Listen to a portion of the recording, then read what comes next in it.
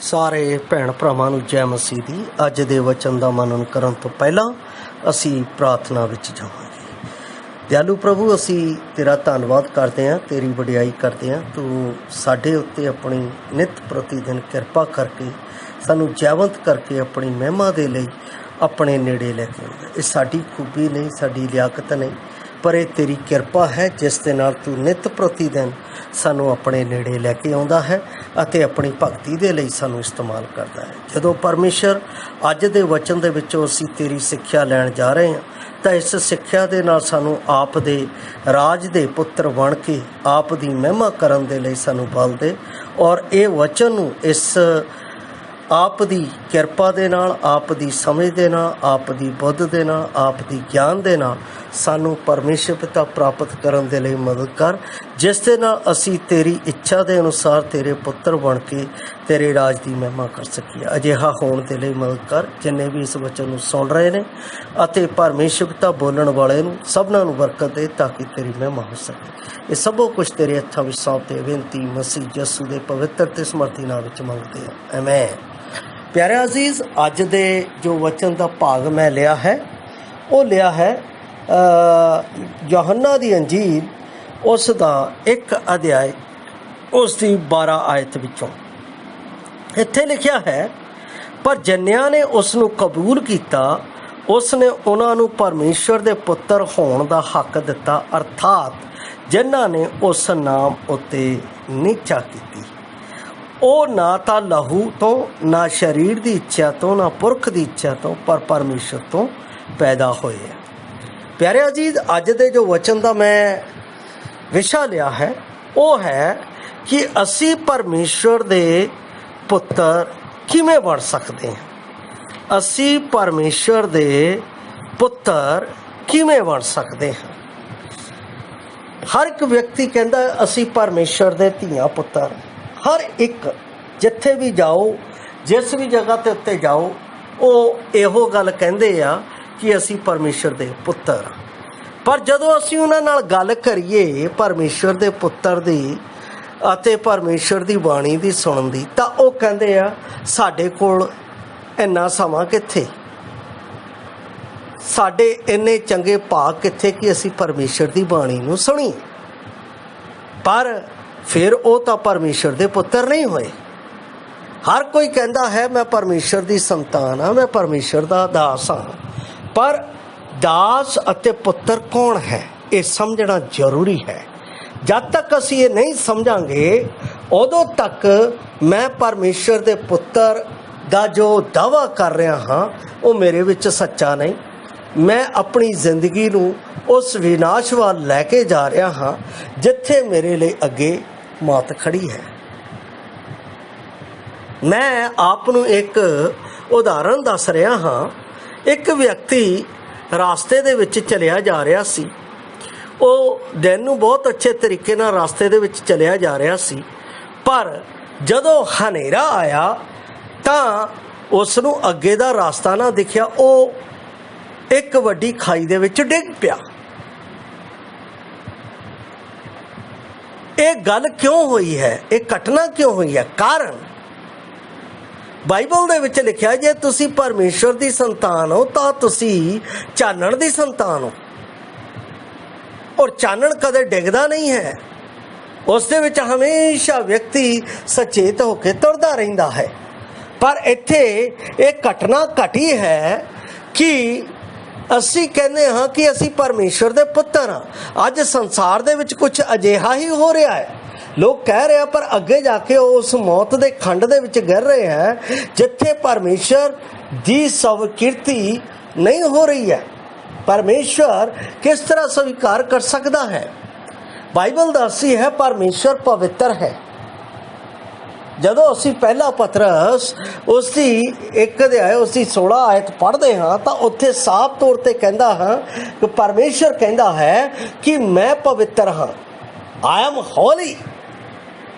ਜੋ ਪਵਿੱਤਰ ਹੈ ਤਾਂ ਉਹਦੀ ਸੰਤਾਨ ਵੀ ਪਵਿੱਤਰ ਹੋਵੇਗੀ, ਤਾਂ ਪਰਮੇਸ਼ਰ ਦੀ ਸੰਤਾਨ ਬਣ ਸਕਦੇ ਹਾਂ। ਸਨ ਆਫ ਗॉड ਉਹੀ ਹੋ ਸਕਦਾ ਹੈ ਜਿਹੜਾ ਪਵਿੱਤਰ ਹੈ। ਅਸੀਂ ਇਸ ਤਰ੍ਹਾਂ ਕਹਿਣ ਦੇ ਨਾਲ ਪਵਿੱਤਰ ਨਹੀਂ ਹੋ ਸਕਦੇ।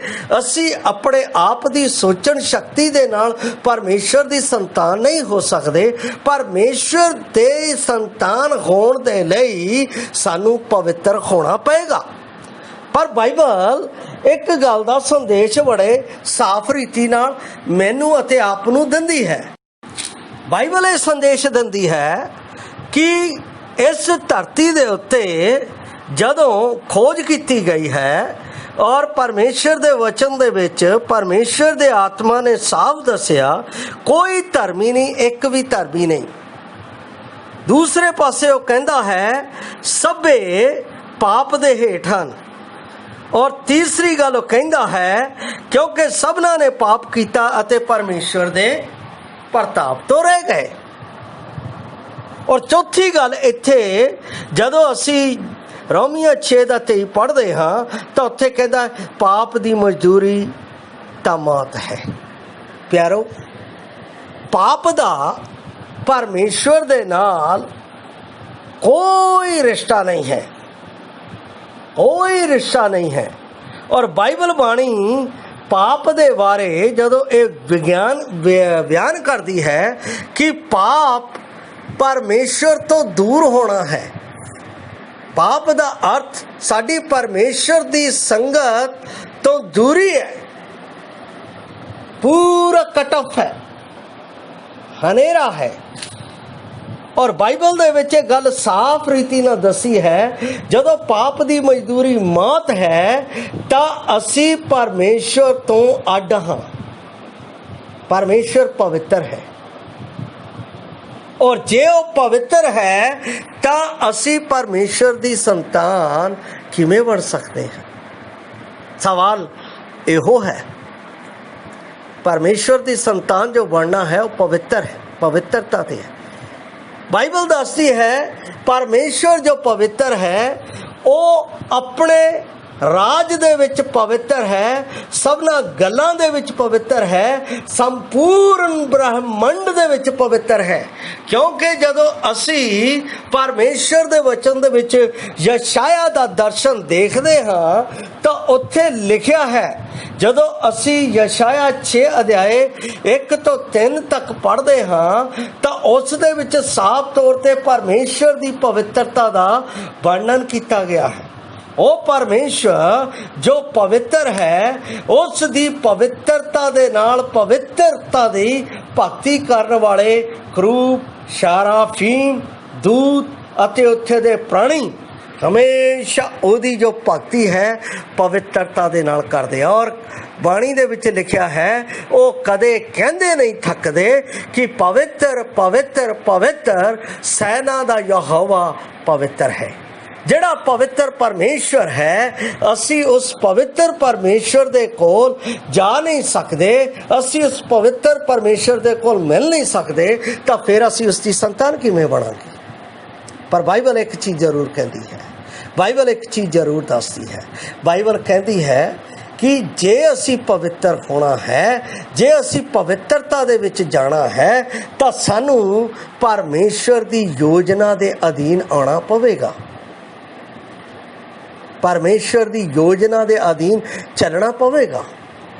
ਅਸੀਂ ਆਪਣੀ ਮਰਜ਼ੀ ਨਾਲ ਨਹੀਂ, ਅਸੀਂ ਪਾਪੀ ਠਹਿਰਾਏ ਗਏ ਹਾਂ ਬਾਬੇ ਆਦਮ ਤੋਂ।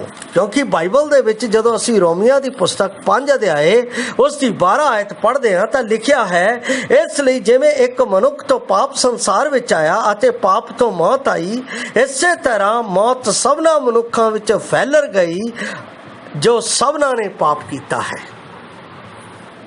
ਇਸ ਲਈ ਮੇਰੇ ਪਿਆਰੇ ਅਜ਼ੀਜ਼, ਪਾਪ ਤੋਂ ਪਰਮੇਸ਼ਵਰ ਘਿਣ ਕਰਦਾ ਹੈ, ਪਰ ਦੂਸਰੇ ਪਾਸੇ ਅਸੀਂ ਦੇਖਦੇ ਹਾਂ ਪਾਪੀ ਦੇ ਨਾਲ ਪਰਮੇਸ਼ਰ ਪਿਆਰ ਕਰਦਾ ਹੈ। ਪਾਪ ਤੋਂ ਘਿਣ ਕਰਦਾ ਹੈ, ਪਾਪੀ ਤੋਂ ਪਿਆਰ ਕਰਦਾ ਹੈ। ਇਹ ਬਾਈਬਲ ਦੇ ਵਿੱਚ ਉਹਦੀ ਤਸਵੀਰ ਪ੍ਰਗਟ ਕੀਤੀ ਗਈ ਹੈ। ਕਿਸ ਤਰ੍ਹਾਂ? ਜਦੋਂ ਅਸੀਂ ਯਹੋਨਾ 3:16 ਪੜ੍ਹਦੇ ਹਾਂ, ਇਹ ਪਰਮੇਸ਼ਰ ਦੀ ਯੋਜਨਾ ਹੈ ਜਿਸ ਦੇ ਅਧੀਨ ਮੈਨੂੰ ਚੱਲਣਾ ਪੈਣਾ। ਮੈਂ ਆਪਣੇ ਆਪ ਦੇ ਵਿੱਚ ਪਵਿੱਤਰ ਨਹੀਂ ਸੀ ਹੋ ਸਕਦਾ। ਜਿਸ ਨੇ ਮੈਨੂੰ ਰਚਿਆ ਹੈ ਔਰ ਜਿੱਥੇ ਮੈਂ ਪਾਪ ਦੇ ਵਿੱਚ ਗਿਰਿਆ ਹਾਂ, ਉਹੀ ਵਿਅਕਤੀ ਮੇਰੇ ਪਾਪ ਦਾ ਨਿਵਾਰਨ, ਭਾਵ ਮੇਰੇ ਪਾਪ ਦਾ ਛੁਟਕਾਰਾ ਕਰ ਸਕਦਾ ਹੈ। अर्थात परमेश्वर स्वयं, जिस दे बारे बाणी दसदी है कि वो स्वयं मनुखी रूप धार के इस दुनिया दे विच आया अते उसने मेरे अते आप दे पाप दे वसीले दा हल किया। और वो हल असी देखते हाँ यूहन्ना दी अंजील उस दी 3 अध्याय उसकी 16 आयत दे विच, जिथों मैनू ये हक मिलता है। बाइबल दसदी है परमेश्वर पाप तो नफरत करता है, पर परमेश्वर पापी दे नाल प्यार करता है। इसे करके जदों असी रोमिया 3 अध्याय 6 अध्याय उस दी 23 आयत पढ़ते हैं, जिथे कहता है पाप की मजदूरी तो मौत है, पर परमेश्वर की बख्शिश मसीह यसू दे विच सदीपक जिउण है।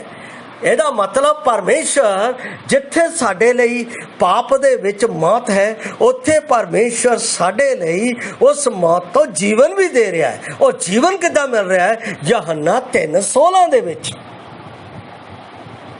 यूहन्ना 3:16 दे विच बाइबल दे विच लिखिया है परमेश्वर सानू मारना नहीं चाहता है, क्योंकि जदों असी हिजकियल दी पुस्तक उसका 18 अध्याय उसी अंतिम आयत दे विच जाने हाँ 36 आयत दे विच, तां उत्थे कहंदा है कि परमेश्वर दी आवाज़ है। परमेश्वर स्वयं इस चीज़ नूं कहंदा है कि मैनू किसी मनुख दे मरण तो खुशी नहीं, वो सबे मुड़न अते जिउंदे रहण। परमेश्वर मैनू जीवन देना चाहता है, पर वो मुड़न की गल कर रहा है। प्यारो, मुड़न दे लई मेरे लिए एक अजिहा वसीला होना चाहिए है जिहड़ा मैनू पाक अते पवित्र कर सके। और पाक अते पवित्र करन दा वसीला सिर्फ परमेश्वर ने अपनी योजना दे तहत अपने प्यारे पुत्र प्रभु यसु मसीह दे राही प्रगट किया। वो स्वयं मनुख बन के इस धरती के उत्ते मुजस्सम होया, जिस दे बारे पहला ही भविष्यवाणी कर दी गई सी कि वो साडे पापां दे लई मारिया जावेगा अते ओ साडे पापां दे लई सानू मुड़ परमेश्वर दी संगत दे विच ले जाण दे लई उस कारज नू बहाल करेगा। यशाया 53 अध्याय दे विच 1 तो लैके जदों 7 तक पढ़दे हाँ तां उस दे विच साडे पापां दी बहाली दा पूर्ण जिक्र परमेश्वर पुत्र दा है।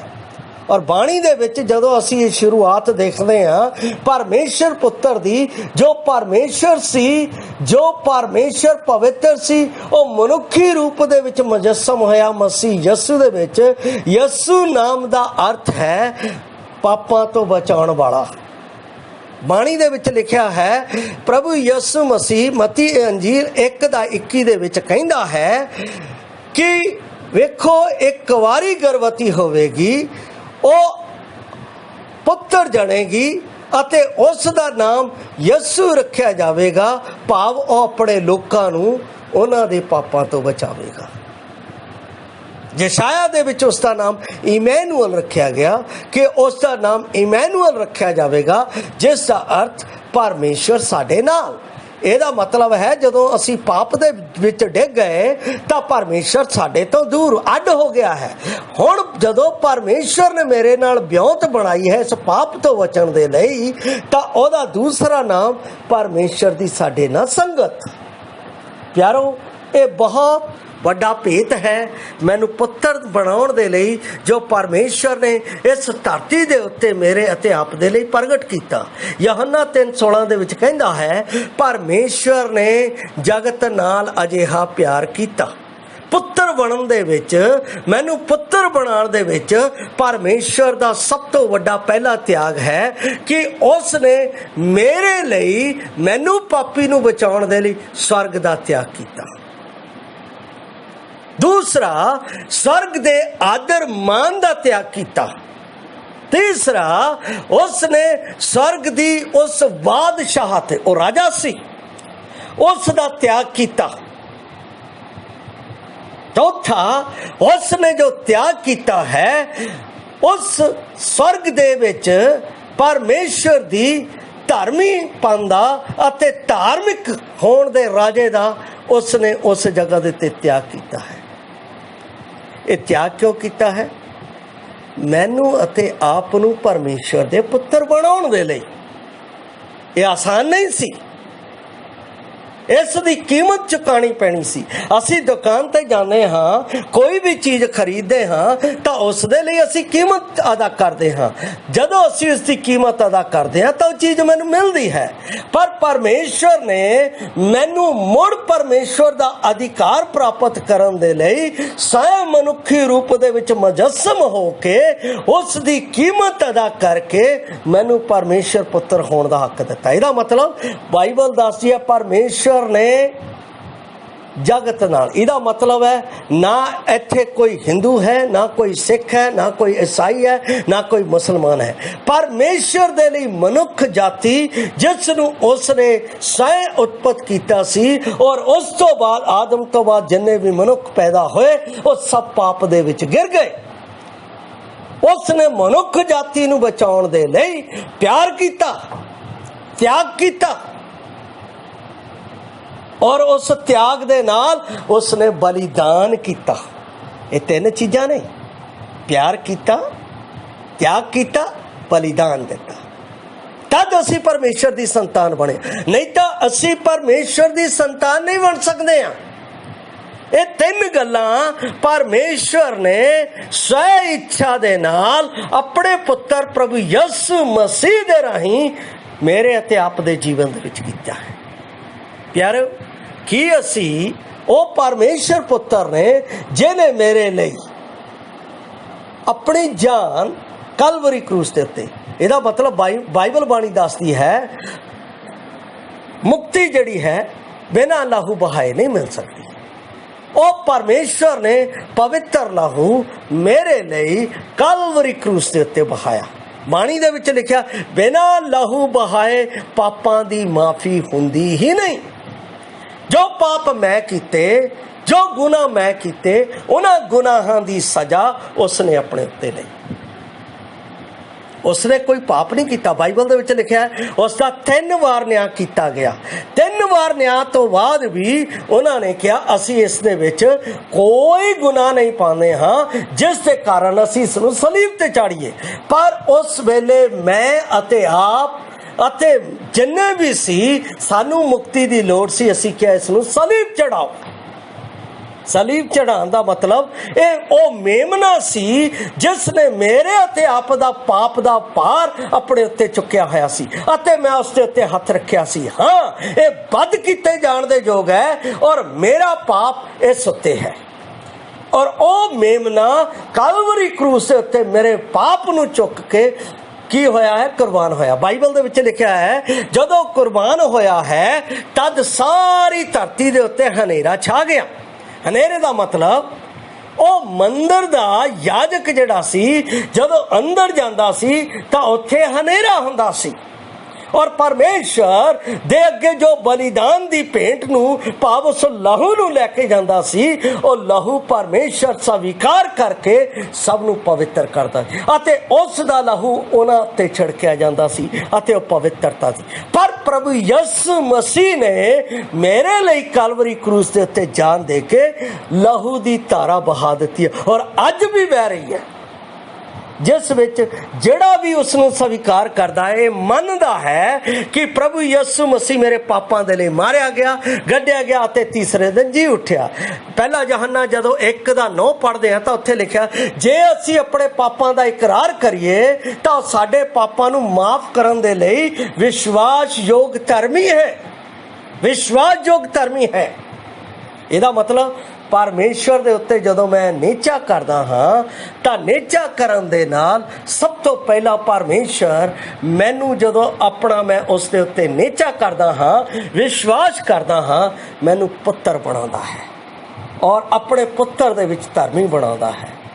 उस धर्मी दे विच मैं परमेश्वर दे उस सदीपक जीवन दा अधिकारी हुंदा।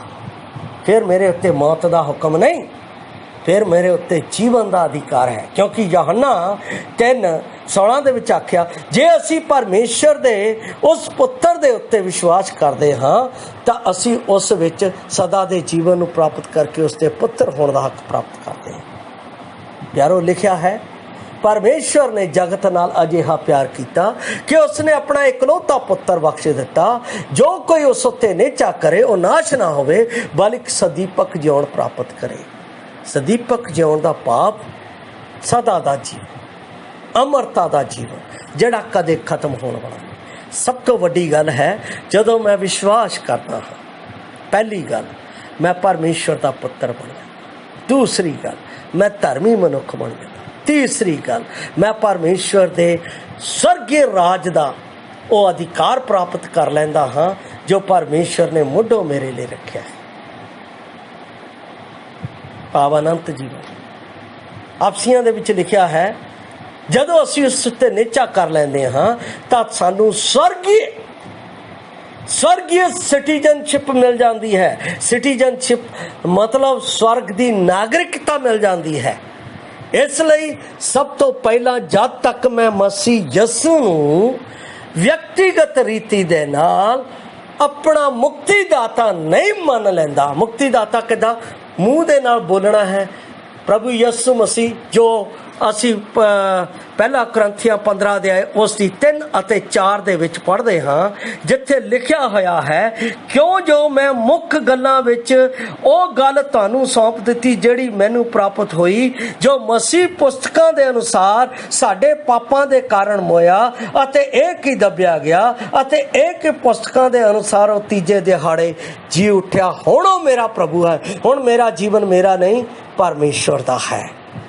अते ये गल मैं उसके पुत्र मसीह यसू दे विच स्वीकार करता हाँ, आमीन। तां मैं परमेश्वर का पुत्र बन जाता हाँ, मैं परमेश्वर की संतान बन जाता। और जदों मैं परमेश्वर की संतान बन जाता हाँ तां मेरे जीवन दे विच पूर्ण अधिकार परमेश्वर का हुंदा है। जिवें पौलुस गलातियां 2:20 दे विच कहंदा है, हुण मैं जिंदा नहीं, हुण मेरे विच मसीह यसू जिंदा है, जिन मेरे नाल प्यार कीता अते अपने आप नूं मेरे लिए दे दिता कि मैं उस विच जीवन बतीत कर सकां। इसलिए प्यारो असी परमेश्वर की संतान किवें बन सकते हाँ, जद तक मैं परमेश्वर पुत्र प्रभु यसू मसीह नूं मौखिक तरीके दे नाल इकरार नहीं कर लैंदा और दिल दे नाल मैं स्वीकार नहीं कर लैंदा, उदों तक मैं परमेश्वर की संतान नहीं बन सकता। मतलब ये मेरी सच्ची तौबा है। जब तक मैं सच्ची तौबा सच्चा पश्चाताप नहीं कर लेना उदों तक मैं परमेश्वर की संतान नहीं बन सकता। इसलिए परमेश्वर ने किसी को जबरदस्ती नहीं किया है, फ्रीडम दी है, आज़ादी दी है। जे तुसी बाइबल दे विच लिखिया, जदों असी इस यूहन्ना दी अंजील 1:12 पढ़ते हैं, जिन्नियां ने उस नाम नूं, इहदा मतलब जिन्नियां ने, इत्थे कोई जबरदस्ती नहीं। जे तुसी जबरदस्ती नहीं किया गया है, फ्रीडम है। जे तुसी परमेश्वर के पुत्र बनना चाहते हो तो सदीपक जीवन तुहाडा है। जे तुसी परमेश्वर के पुत्र नहीं बनना चाहते तो सदीपक जीवन तुहाडा नहीं, और तुहाडे कोल हमेशा हमेशा की मौत तुहाडे अगे खड़ी है। फैसला तुहाडा है कि तुसी परमेश्वर के पुत्र बनना चाहते हो या तुसी सदा दे जीवन तो अलग होके सदी भी मौत दे विच जाना चाहते हो।